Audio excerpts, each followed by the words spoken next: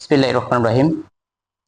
উপস্থিত শ্রদ্ধাভাজন সাংবাদিকবৃন্দ, আপনারা অবগত আছেন বিগত 15/2/2026 ইং তারিখে আমার বাম পাশে উপস্থিত আমার মামা জনাব মোহাম্মদ মিলন শেখ, তিনি বরিশাল শহরের বান্দরট এলাকার মরিয়ম নার্সারির স্বত্বাধিকারী। 25/2/2026 ইং তারিখে আনুমানিক বেলা 11টার দিকে তার ফোনে অজ্ঞাত একটি ফোন আসে। যেহেতু তিনি নার্সারি পেশার সাথে জড়িত, তাকে বলা হয় তার কাছ থেকে কিছু চারা ক্রয় করা হবে, আপনি নগরীর 22 নং ওয়ার্ডের জিয়া সড়কের সম্মুখে আসেন। অতঃপর তিনি তার যে মোটরসাইকেল যোগে তিনি জিয়া সড়কের সম্মুখে যান। তৎক্ষণাৎ সেখানে থাকা উপস্থিত 3 জন ব্যক্তি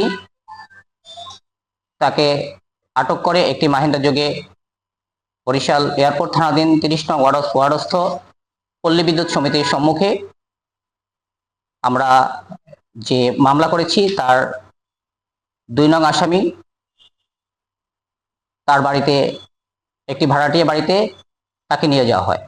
নিয়ে যাওয়ার পর আমাদের এই মামলার যে 1 নং আসামি তাপস রায়, তিনি দরজা থেকে ঢুকতেই তাকে আঘাতের মাধ্যমে ভিতরে নিয়ে দরজা তালাবদ্ধ করে। এরপরে পর্যায়ক্রমে তাকে একাধিকবার দফায় শারীরিকভাবে নির্যাতন করা হয় এবং তার যে মোবাইলটি ছিনিয়ে নিয়ে তার পরিবারের সাথে যোগাযোগ করে তার কাছ থেকে 8 লক্ষ টাকা মুক্তিপণ দাবি করা হয়। অতঃপর যখন পরিবার বিষয়টি অবগত হয়, তারা স্থানীয় জনগণ এবং প্রশাসনের সহায়তায় ঘটনাস্থলে পৌঁছে এবং প্রশাসন তাকে সেখান থেকে উদ্ধার করে এবং স্থানীয় জনগণ ওই সময় উপস্থিত একজন যারা তাকে অপহরণ করেছিল এমন একজনকে ধরে পুলিশের কাছে সোপর্দ করে।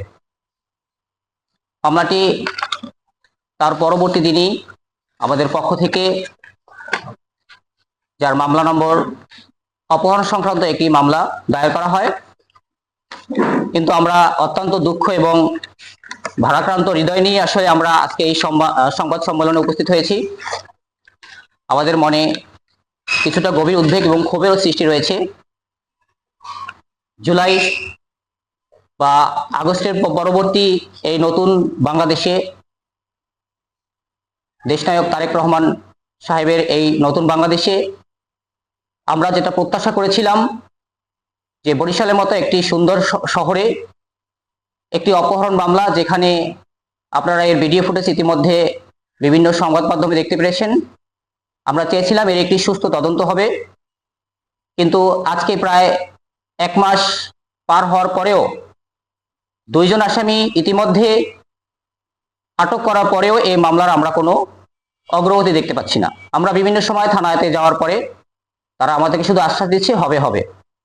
আমরা আপনাদের মাধ্যমে প্রশাসনকে এবং বরিশালের জেলা প্রশাসক মহোদয়, ডিআইজি মহোদয়, পুলিশ সুপার মহোদয়ের কাছে আবেদন রাখতে চাই যে বরিশালের মতো একটা সুন্দর সুস্থ এই শহরে, ছোট্ট শহরে কি করে একজন আসামিরা ধরা পড়ার পরেও গড়িমসি কারা করছে, প্রশাসনকে কারা এখনো পুঞ্জীভূত করে রাখছে এবং একজন মানুষকে আটক করার পরে তাকে বিভিন্নভাবে দফায় অত্যাচার করার পরে তাকে হত্যা করার প্রচেষ্টা চালিয়ে এবং ইভেন যে মামলায় 1 নং আসামি আমাদের তাপস রায়, তিনি এখনো ফোনে তার পরিবারবর্গকে হুমকি দিয়ে যাচ্ছেন এবং তার সদস্যদের, পরিবারের যে সদস্য আছেন তাদেরকে প্রাণনাশের হুমকি দিয়ে যাচ্ছেন। আমরা আপনাদের মাধ্যমে প্রশাসনের সহায়তায় এর একটি সুষ্ঠু বিচার দাবি জানাচ্ছি। অনতিবিলম্ব যেন বাকি যে প্রধান যে আসামি আছে তাকে ধরে আইনের সুষ্ঠু ব্যবস্থার মাধ্যমে আমাদের জীবন নিরাপত্তা যাতে আমরা পেতে পারি, এই জন্যই আজকে এই সংবাদ সম্মেলন।